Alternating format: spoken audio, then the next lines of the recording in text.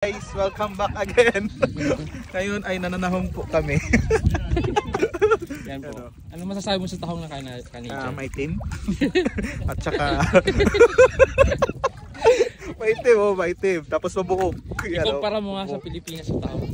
Malaki yung malapad yung sa Pilipinas. Dito yung tingnan mo. Yan. May team. May team, tapos mabuhok. Pikit na pikit. Dikit na dikit pa, oh. Tingnan mo. Nagagalaw.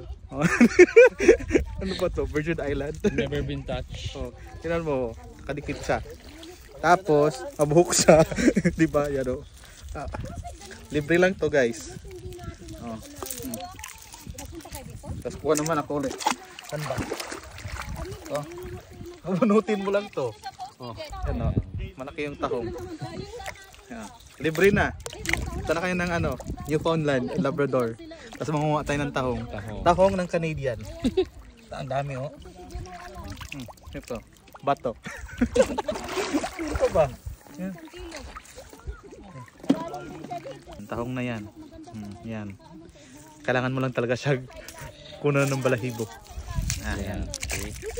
Yan na. Di ba? Okay guys.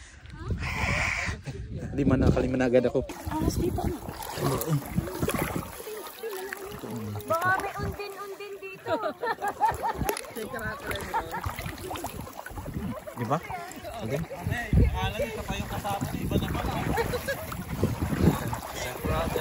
Saan yung lalagyan, Chan? Ha?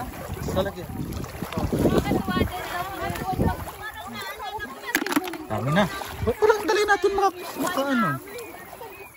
Ay, meron kayo ganito, man?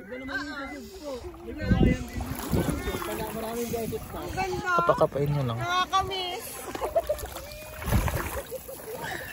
Tapos yung sa bangus, may kawayan, tas may net. Ihilain ng 5 tao. Kasi malamig lang. Ito mismo. Ha? Pero sobrang init. Yung taong kasi sa amin, dinideliver lang sa bahay. Lalakad. Sit.